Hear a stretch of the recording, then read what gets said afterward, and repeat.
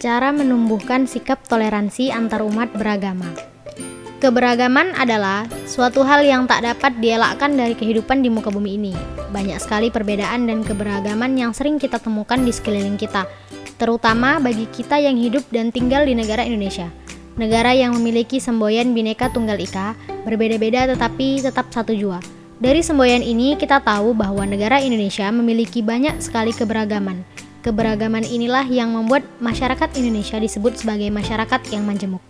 Pentingnya menumbuhkan sikap toleransi antarumat beragama.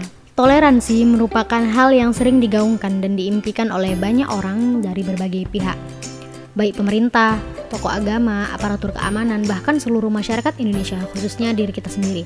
Namun, toleransi akan menjadi mimpi belaka jika kita tidak mau berusaha untuk mewujudkannya. Langkah pertama yang bisa kita lakukan untuk mewujudkan atau menumbuhkan sikap toleransi pada diri sendiri adalah kita mengetahui serta memahami apa itu toleransi. Toleransi merupakan sikap yang mampu dan mau menerima serta menghargai segala perbedaan yang ada. Dalam hal ini juga sikap menerima dan menghargai akan keberagaman agama. Terdapat sebuah hadis Rasulullah SAW dari Ibnu Abbas. Ia berkata, dinyatakan kepada Rasulullah SAW, agama manakah yang paling dicintai oleh Allah? Maka beliau bersabda, Al-Hanafiyah As-Samha, atau yang lurus lagi toleran.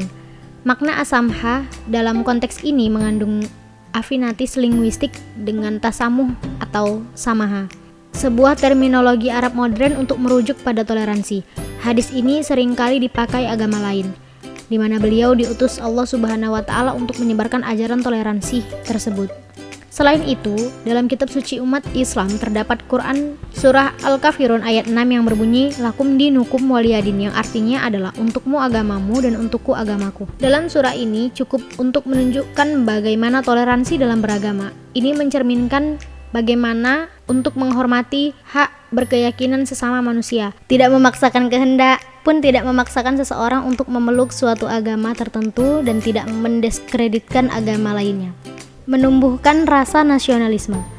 Perlu kita ketahui pula bahwa tak hanya Pancasila yang turut mengatur soal agama, negara pun turut mengatur tentang agama ke dalam Undang-Undang Dasar 1945 bab 11 pasal 29 ayat 1 dan ayat 2.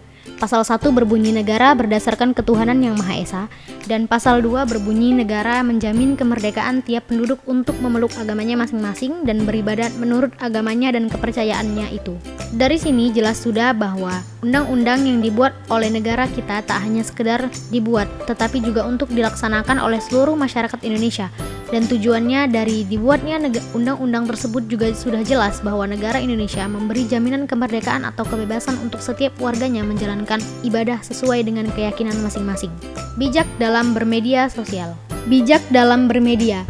Bijak dalam bermedia pun perlu tidak mudah menyerap segala informasi dan isu-isu yang beredar sebelum ditelisik kebenarannya. Apalagi berita hoaks masih marak terjadi dan beredar di mana-mana.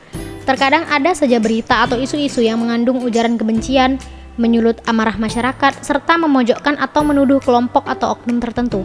Menanggapi hal ini, Farid Khairul Anam dalam bukunya yang berjudul Fikih Jurnalistik, Etika dan Kebebasan Pers Menurut Islam, tahun 2009 menyampaikan beberapa hal yang bisa kita lakukan ketika menerima sebuah berita. Hal pertama yang kita lakukan ketika mendapat berita adalah menelisik apakah berita itu benar. Jika tidak atau belum pasti benar, maka jangan disebarkan. Farid Khairul Anam mendasari hal ini berdasarkan sebuah hadis yang berbunyi, barang siapa tergesa akan salah, hadis riwayat Al-Hakim. Cukup seseorang dinilai berbohong dengan mengatakan setiap yang ia dengar, hadis riwayat Muslim. Jika benar, langkah selanjutnya adalah memastikan apakah berita tersebut bermanfaat. Jika tidak, maka jangan disebarkan. Jika berita itu bermanfaat, maka barulah kita menyebarkan berita tersebut. Dalam hal ini, Farid Khairul Anam juga melandasinya dari sebuah hadis yang berbunyi, barang siapa beriman kepada Allah dan hari akhir, katakanlah kebaikan atau diamlah. Hadis riwayat Bukhari Muslim. Menjalin silaturahmi antarumat beragama. Selanjutnya, perlu kiranya kita untuk saling menjaga silaturahmi antarumat beragama supaya tidak saling curiga. Saling berkomunikasi antara satu umat beragama satu dengan umat beragama lainnya. Berdiskusi juga penting, supaya kita tahu seperti apa ajaran agama dari agama lain. Berdiskusi juga penting, supaya kita tahu seperti apa ajaran dari agama-agama lainnya. Dari situ, wawasan dan pikiran kita terbuka luas. Dengan begitu, rasa saling curiga, perilaku menghakimi orang atau kelompok lain, serta sikap intoleransi tidak terjadi. Masih banyak hal baik lain yang bisa dilakukan untuk menumbuhkan sikap toleransi. Menumbuhkan sikap toleransi sangatlah diperlukan oleh umat beragama. Jika tidak, maka yang terjadi adalah timbulnya perpecahan dan permusuhan.